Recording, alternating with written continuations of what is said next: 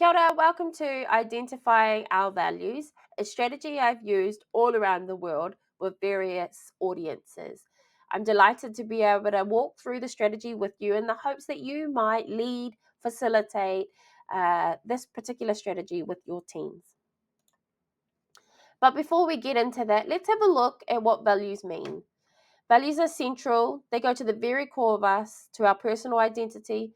Values are individual beliefs that motivate people to act one way or another. They serve as a guide for human behavior. So what does that actually mean when we dig a little bit deeper? Perhaps the best metaphor I've seen today that encapsulates the impact of our values on everything else is that of Edward T. Hall. He created the culture iceberg back in the late 1950s, and it's a great example of how our values inform our behaviors and actions. So at the bottom of the iceberg, deeply embedded in our makeup, are our core values. And that informs our identity, our personal values, our beliefs, our thinking, our habits, and then our actions. And our actions are what we actually see. It's the behaviors and actions we see at the top of the iceberg, but it's also informed by our core values. In this particular strategy, you can download below 200 plus values in English and or ngā ura in te reo Māori. So those are freely accessible to you below. What I would encourage you to do is to have a look through the values to see if anything pops out at you. If you know your core values, entertain me and take a brief look at the list to see if anything resonates for you. Sometimes it's actually about wordsmithing. So what I might assume to be aroha or love, others might call kindness. Something I see as humility, others might call service. So have a look at the lists and see if there's anything that particularly jumps out to you. And another way to support you in identifying your values is actually looking at of all the spaces you are in, of all the hats that you wear, of all the roles that you play in your life, what are the values that consistently show up for you? So, for example, I'm a granddaughter, a daughter, a niece, a daughter-in-law, a coach, a facilitator, a business owner, a New Zealand resident, a Otara resident, a student, a language learner. So everything I experience, I've had the luxury of really looking at what are the values that surface for me time and time again. Okay. And so what we're going to do with that information, once you've identified some of the key values, regardless of what role you're in, they're the values that keep showing up for you, then we're going to look at spending a dollar.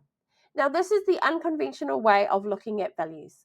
We don't usually typically match currency with deeply embedded values and beliefs. However, I facilitated this particular strategy all around the world to different audiences, and I can tell you it is the fastest way to provoke conversations around core values. Why are they important? They're central to us. They're essential to our identity. When we know ourselves, we can turn up authentically.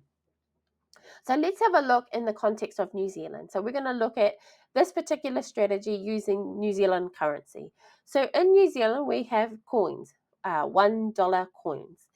The way we can make up $1 is either through 10 cent coins, 5 20-cent coins, 2 50-cent coins, or $1. Because I facilitated this many times, there are many participants who say, can we spend 5 cents? In New Zealand, we don't have 5-cent coins. So I want you to be clear about what is the currency you're using and how can we actually make up $1. So in my time, I've also come across participants who choose love. For $1, love. That's it. No need to look at any other values because that's fundamentally what's important to them. Okay. So to help you unpack this a bit more, I'm going to share with you how I spend my money, right? So family, faith, freedom, 20 cents each. Curiosity, humor, humility, learning, 10 cents each. Calculates to $1. So when we look at how you might spend your money, what I know to be true is one, I'm not the values police or the dollar police. This is just a provocation to help you think about what are your core values. And my hope is that by understanding your core values, you can intentionally and authentically show up in spaces aligned with your values. What I've come to know too is if you are come across somebody who absolutely is frustrating you or seems very different to you, 99% of the time, it comes down to different core beliefs around your values, different core values. And so when we know our values, we can place that, so that's why that behavior is making me react in this way because I believe in humility. And so when you see somebody who's being very show offy, very arrogant, and humility is important to you, your body reacts because you're like, well, that's not how I would roll. Doesn't mean they're wrong, doesn't mean you're right. It just isn't. It just is. But when you can articulate that frustration, it helps you be intentional about how you show up in the world. So I encourage you to look closely at these as individuals, but in your teams, and have a conversation about why it's important to you. So feel free to pause the video here and go on and identify the values that are important to you, and then we can pick up what to do with that next. So, how did you spend your money? Have a look at how you spent your money, and then I'm going to invite you then to look at the Edward T. Hall uh, cultural iceberg. So we know our values inform our behaviors and actions. So what are some of the actions that align with the core values that are important to you? Let me share an example. So family is important to me. I put 20 cents. So for me, family, highs and lows, they're there through it all.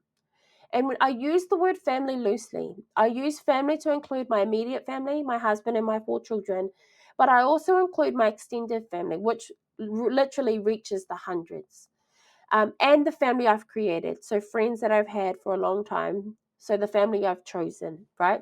And so when we look at family, my understanding is that through thick and thin, they're there with you. Through highs and lows, they're there through it all. So in my work, I treat everyone like their extended family. I think everyone is awesome until they prove otherwise. And so I am supportive of my work friends, my work colleagues. I'm supportive of anybody because family is important to me. And what I love about family or whānau in Te Ao Māori is the idea that collectively we're stronger. Collectively, we can do anything, and to fundamentally know that no matter what, they've got your back. I mean, there's something about walking through this world knowing that somebody has unconditional love for you. So that's why family is important to me. The other one is humility, right? So humility is something important to me, and I've had the luxury of really looking at why. Sometimes the answers to why these values are important to you aren't immediately there. And so through coaching with me or through conversations with people who know you, you might be able to surface why those values are important. And for me, humility comes from my grandmother. So she, for me, is the epitome of a humble leader. And I admire her. She inspires me. And so I believe humility was a value that she wanted to pass on to us. And it's something that both my husband and I wanted to pass, a value that we wanted as a core belief or core value of our whānau. And the well-known Māori proverb, kaore te kumera e kōrero mō tōna ake reka, translates loosely into English as the kumara or the sweet potato does not say how sweet it is. So it does highlight the indigenous value of humility as well. Humility is about letting other people sing your praises.